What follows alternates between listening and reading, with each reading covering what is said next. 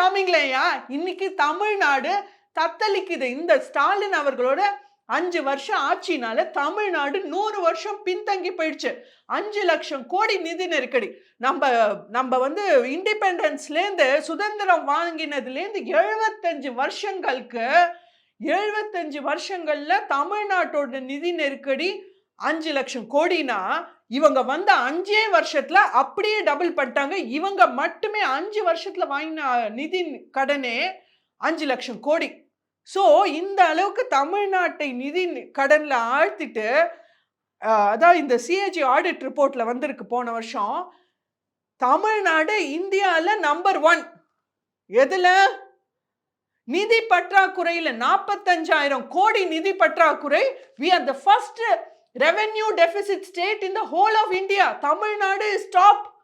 So இன்னைக்கு தமிழ்நாட்டை இவ்வளோ நிதி நெருக்கடியில் ஆத்துட்டு ஒரு துறையும் லாஸ்ல போயிட்டு இருக்கு.